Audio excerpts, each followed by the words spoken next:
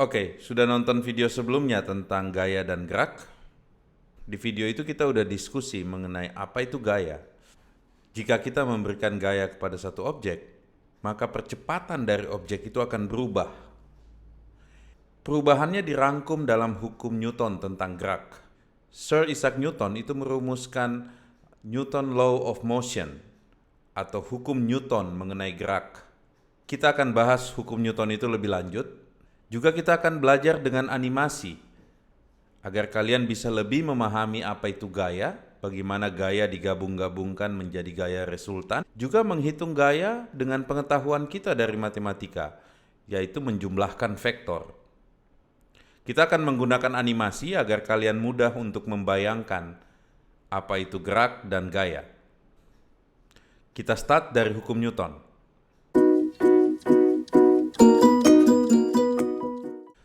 Semua pemahaman kita tentang gaya dan gerak benda itu ternyata sudah dirangkum dalam suatu hukum yang sering disebut dengan hukum Newton tentang gerak. Hukum ini itu fondasi dari fisika mekanika klasik. Jadi nanti kalau kalian di universitas, kalian akan belajar tentang cabang fisika yang disebut mekanika klasik. Isinya semua berbasis hukum Newton. Hukum Newton ini pertama kali dipublikasikan oleh Sir Isaac Newton itu dalam buku Principia of Mathematica tahun 1687. Udah lama banget ya tuh. Bayangkan itu adalah 333 tahun yang lalu. Ada 3 inti dari hukum Newton. Kira-kira begini bunyinya. Yang pertama adalah bahwa objek akan terus diam atau bergerak dengan kecepatan tetap, kecuali ada gaya yang kita berikan. Jadi kalau ada satu benda di dalam kerangka inersia tertentu, dia akan terus diam atau dia bergerak dengan kecepatan tetap, kecuali kita kasih gaya yang bisa merubah kecepatannya. Hukum kedua Newton mengatakan bahwa jumlah vektor dari gaya F yang kita berikan ke suatu benda itu sama dengan masanya dikalikan dengan percepatan yang dihasilkan oleh gaya itu. Di dalam hukum Newton, kita menganggap massa dari benda atau objek itu tetap. Nanti waktu kita belajar general relativity dari Einstein, baru kita sadar bahwa ternyata massa itu nggak tetap. Tapi dalam hukum Newton, kita harus beranggapan bahwa massa benda itu tetap. Hukum ketiga Newton itu mengatakan bahwa jika ada dua benda memberikan suatu gaya satu sama lain, gaya-gaya yang dihasilkannya itu besarnya sama tapi dalam arah yang berlawanan. Ini seperti hukum aksi dan reaksi. Jadi kalau ada dua benda, yang satu memberikan aksi, yang satu akan memberikan reaksi dengan besar gaya yang sama. Kita harus berterima kasih kepada Newton, karena dengan hukum Newton kita bisa menjelaskan banyak hal dalam kehidupan kita. Selain hukum Newton tentang gerak, ternyata nama Sir Isaac Newton itu juga dipakai sebagai nama untuk satuan dari gaya. 1 Newton itu kita definisikan sebagai gaya yang kita butuhkan untuk mempercepat suatu objek yang massanya 1 kg sampai dia mencapai percepatan 1 meter per detik kuadrat. Tentu saja ini berasal dari hukum Newton, F sama dengan M dikali A, ya. Jadi satuan dari M atau massa itu kan kilogram, sedangkan satuan dari A atau percepatan itu kan meter per detik kuadrat atau meter per second kuadrat. Jadi sampai sekarang kita menggunakan Newton sebagai satuan gaya. Selain Newton, itu juga banyak satuan-satuan lainnya yang bisa kita konversi dengan tabel berikut ini, tapi untuk standar internasional kita cukup menggunakan Newton. Oke, sampai di sini kita coba ringkas hukum Newton. Hukum Newton itu bisa diringkas dengan satu persamaan, yaitu F sama dengan M dikali A. M-nya adalah massa, A-nya adalah percepatan. Dari persamaan itu kita bisa bercerita banyak bahwa gaya yang diberikan terhadap suatu benda itu sebanding dengan massa dikali percepatan yang dihasilkan oleh gaya itu. Dalam hal ini massa adalah konstan. Kita juga bisa cerita bahwa percepatan suatu benda adalah gaya yang diberikan kepadanya dibagi dengan massanya. Atau dalam hal ini A sama dengan F dibagi M. Tapi bagaimana kalau kita bilang bahwa M sama dengan F dibagi A? Ini akan kalian pelajari dalam fisika lanjutan di saat kalian belajar general relativity dan quantum mechanics. Untuk sekarang, ingat hukum Newton adalah F sama dengan MA.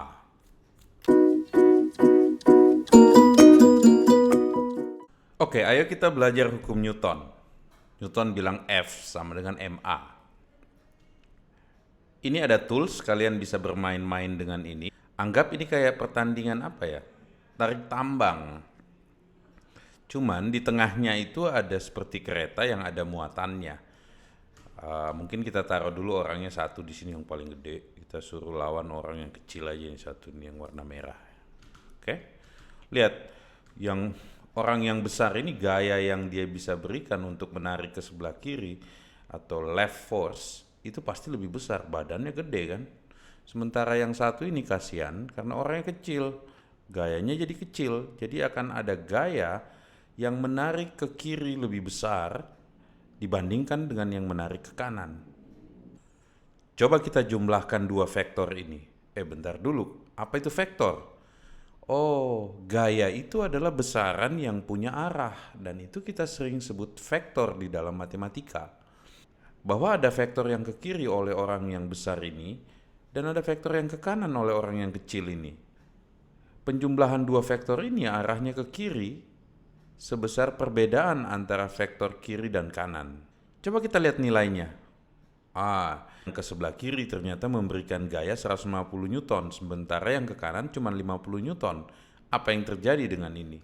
Benda yang tadinya diam, menurut Newton, kalau diberikan gaya dia akan bergerak. Benar kan? Dia akan bergerak ke kiri karena ada gaya sebesar 100 Newton ke kiri. Kita coba lagi.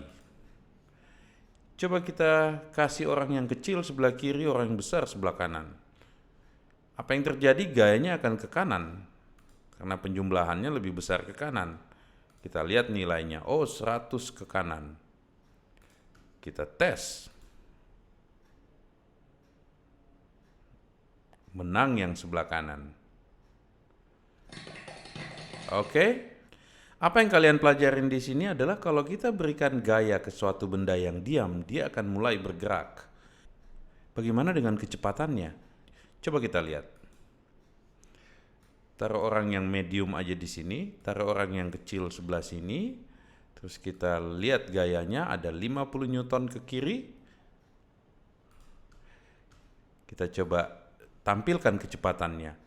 Kita lihat di speedometer kecepatan dari kereta ini. Lihat kecepatannya terus naik. Kalau kecepatan naik artinya ada percepatan kan? Jadi gaya itu menurut Newton akan memberikan percepatan. Oke, kita lanjutkan lagi bermain dengan tools animasi ini. Oke, ada orang mencoba mendorong kereta. Keretanya, ternyata bisa ditambahin muatan keretanya. Coba kita lihat nilainya. Ternyata 50 kg. 50 kg kalau ditarik oleh gravitasi bumi ke bawah, dia akan menghasilkan 500 Newton. Kenapa? Karena berat itu sama dengan massa dikali dengan percepatan yang diberikan oleh gravitasi, sering disebut konstanta G, yang nilainya 10 kali meter per detik kuadrat. Jadi sekitar 500 Newton. Kalau ada dua, artinya sekitar 1000 Newton. Berat sekali nih. Kita coba tampilkan speednya. Terus kita kasih gaya. Oke, berapa Newton? Karena ada rodanya, dia bisa bergerak. Kalau saya kasih gaya lebih besar, dia akan bergerak lebih cepat. Percepatannya bertambah. Kalau dia terlalu cepat, ya mudah-mudahan dia nggak nabrak di depan ya. Wah, dia nabrak, dia jatuh. Oke, kalian bisa lanjutkan bermain dengan ini.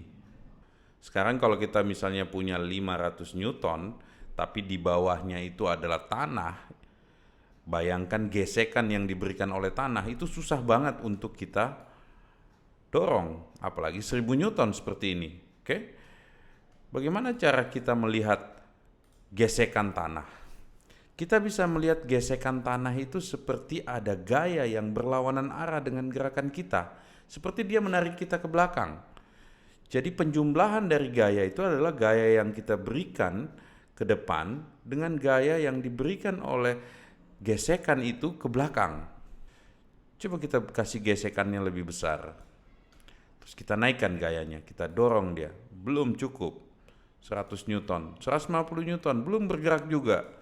200 Newton, belum bergerak juga. 250, tambahin terus, dia mulai bergerak di 350 Newton. Lihat kecepatannya. Kalau kita tambahin, kecepatan pasti akan lebih besar. Karena menurut Newton, dia akan menambah percepatan. Oke? Dia jatuh terlalu cepat.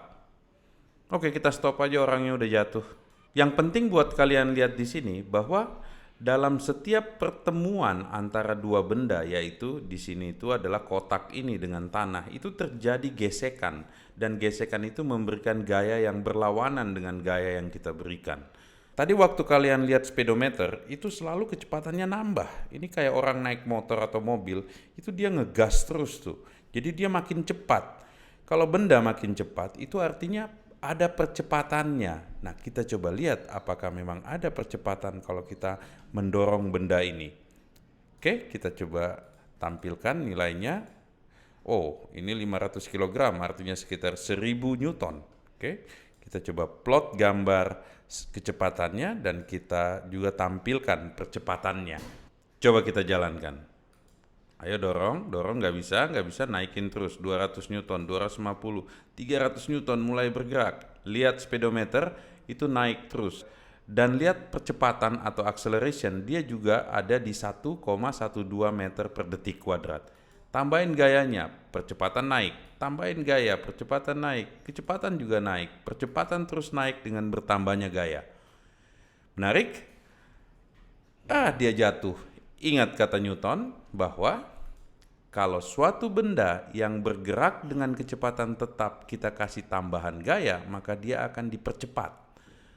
Begitupun kalau dia diam, kita berikan gaya, dia akan dipercepat atau memiliki kecepatan. Penting buat kalian untuk membedakan apa itu kecepatan dan apa itu percepatan. Kecepatan adalah perubahan jarak terhadap waktu, sedangkan percepatan itu adalah perubahan kecepatan terhadap waktu. Ada video di RAM School yang menjelaskan tentang itu. Dalam fisika, semua benda yang memiliki massa itu selalu saling tarik-menarik. Contoh di dalam kasus ini, ada dua massa M1 dan M2. M1 akan menarik M2 dengan gaya yang sama dengan M2 menarik M1. Besar gaya tarik-menarik ini sama untuk keduanya, tapi berlawanan arah. Semakin besar massa, maka gaya tersebut semakin besar, tapi kenaikan gayanya itu sama, hanya berlawanan arah. Kalau jaraknya kita deketin, gayanya juga semakin besar.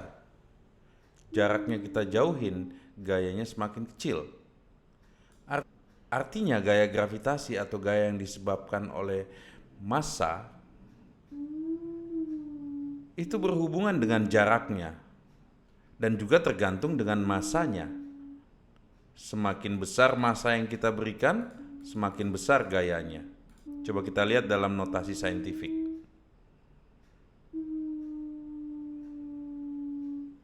Oke? Tapi menurut hukum ketiga Newton, besar gaya itu sama. Besar gaya masing-masing massa itu sama, hanya arahnya saja yang berlawanan karena mereka tarik-menarik. Nanti kalian akan mempelajari ini di SMA bahwa gaya gravitasi antara dua benda yang punya massa M1 dan M2 adalah F sama dengan M1 dikali M2 dibagi R kuadrat. Nanti kalian akan belajar lebih lanjut tentang gaya gravitasi ini di SMA. Untuk saat ini kalian harus tahu bahwa jika ada dua benda dengan massa M1 dan M2, mereka akan saling tarik-menarik dengan gaya yang berlawanan, tapi besarnya sama. Gaya itu juga tergantung pada jaraknya. Bagaimana rumusnya nanti kalian akan pelajarin. Oke, kita harus sangat berterima kasih dengan gravitasi karena kita bisa berdiri di atas bumi itu karena gaya gravitasi. Misalnya massa kita adalah M1 dan bumi adalah M2, kita sebenarnya saling tarik-menarik dengan gaya yang sama tapi kita tidak tahu. Gravitasi juga mengatur gerakan planet-planet yang meliputi matahari, satelit seperti bulan dan lain-lain yang bisa dijelaskan dengan hukum Newton. Misalnya warna kuning di sini adalah matahari dan bumi adalah objek yang kecil ini. Massa matahari tentu saja lebih besar dari massa bumi. Antara keduanya akan ada gaya gravitasi yaitu saling tarik-menarik. Bumi akan bergerak mengelilingi matahari dengan lintasan seperti lingkaran. Kenapa dia selalu berada di lintasannya? Kalau dia tarik-menarik, harusnya dia saling bertabrakan karena bumi jatuh ke matahari. Ada gaya lain yang nanti akan kalian pelajarin saat SMA yaitu gaya sentrifugal. Gaya sentrifugal inilah yang menyebabkan bumi tidak menabrak matahari. Kita akan bahas tentang itu di kesempatan yang lain. Bagaimana gerakan satelit seperti bulan di saat dia harus bergerak mengelilingi bumi, tapi bumi mengelilingi matahari? Ini juga bisa dijelaskan dengan hukum Newton, tentu saja dengan melibatkan gaya sentrifugal. Kita coba lihat gerakannya seperti apa. Yang warna pink adalah gerakan dari bulan. Bumi tetap mengelilingi matahari dengan lingkaran. Apa yang terjadi dengan bulan? Dia bergerak seperti melingkar, seperti ada gelombang-gelombang, tetapi bulan terus mengelilingi bumi. Kalian akan belajar lebih lanjut tentang gerakan planet-planet ini di saat SMA. Hukum Newton bisa kita pakai untuk menjelaskan banyak hal termasuk permainan yang sering kalian mainkan ini. Dalam permainan ini ada engsel di tengah sehingga papan untuk menahan bebannya bisa bergerak dalam bentuk memutar. Setiap benda yang diletakkan di sebelah kiri maupun sebelah kanan itu memiliki gaya gravitasi atau berat karena tertarik oleh gravitasi bumi ke bawah. Apa yang terjadi jika penyangganya kita hilangkan? Dia akan bergerak seperti memutar. Gaya yang menyebabkan itu disebut gaya momen atau gaya torka. Besar gayanya adalah sebanding dengan jarak antara titik benda atau massa ke titik rotasi atau engsel di tengah ini. Agar dia seimbang, kita harus menjamin bahwa gaya torkanya itu sama. Seperti pada gambar ini kita lihat, coba kita pasang ukuran untuk melihat lokasinya terhadap sumbu rotasi. 20 kg ada di 2 meter. Coba kita letakkan di 1 meter. Sedangkan sebelah kiri itu ada 15 kg tapi ada di lokasi 1,75. Kalau kita letakkan di posisi yang sama dan gaya torkanya sama, dia akan berada dalam keseimbangan. Perhitungannya sederhana, kita harus menghitung gaya torka yaitu jarak antara titik rotasi terhadap titik massa atau benda dikalikan dengan massa benda itu. Kalau ada dua benda, artinya ada dua gaya torka, kita harus mengalihkan yang 1 kg dengan 1 dan 5 kg dengan 2. Hasilnya harus sama agar dia seimbang. Kalian bisa lanjutkan dengan bermain game seperti ini. Ada satu massa 10 kg di jarak 1,5, artinya torkanya sekitar 15. Bagaimana untuk menyeimbangkan dia dengan massa 10 kg? Kita harus meletakkannya di posisi yang sama karena massanya sama. Kita harus meletakkannya di posisi yang sama agar torkanya seimbang atau momennya seimbang. Coba lihat gambar ini, yang satu 10 kg pada jarak 1, sedangkan yang satu lagi 20 kg pada jarak 1. Apa yang akan terjadi? Coba kita pilih gambar ini karena torka yang di sebelah kanan lebih besar. Oke, kalian bisa bermain-main dengan rumusan torka yang sederhana. Tapi pelajaran tentang gaya momen atau torka akan kalian dapatkan lebih lanjut di saat kalian SMA. Untuk saat ini cukup untuk kalian untuk mengenal apa itu gaya torka atau gaya momen, yaitu gaya yang terjadi di saat ada titik rotasi. Topik terakhir kita adalah mengenai gaya dan vektor. Gaya berasal dari konsep fisika, sedangkan vektor berasal dari konsep matematika. Karena gaya dalam fisika memiliki arah dan juga memiliki besar, ini sangat cocok digambarkan dengan vektor. Kita mulai dari vektor satu dimensi misalnya. Misalnya ada vektor A. Vektor A ini nilainya 4, besarnya 4, sudutnya 0, jadi tidak memiliki sudut karena memang hanya satu dimensi. Vektor B juga searah dan begitu pun dengan vektor C. S itu nilainya pasti sama dengan penjumlahan dari masing-masing vektor tersebut. Bagaimana seandainya C arahnya kebalik? Maka penjumlahannya itu adalah A ditambah B dikurang C. Kenapa dikurangi? Karena nilai C arahnya berlawanan, maka tandanya minus. Dalam banyak soal-soal yang akan kalian kerjakan, gaya atau vektornya ada dalam dua dimensi. Dan gaya yang bekerja dalam hukum Newton yang dinyatakan dengan F sama dengan ma, F di situ adalah total atau jumlah semua gaya yang bekerja kepadanya. Misalnya ada 3 gaya nih. Gaya pertama itu adalah A, dia punya sudut 45 derajat, besarannya adalah 14.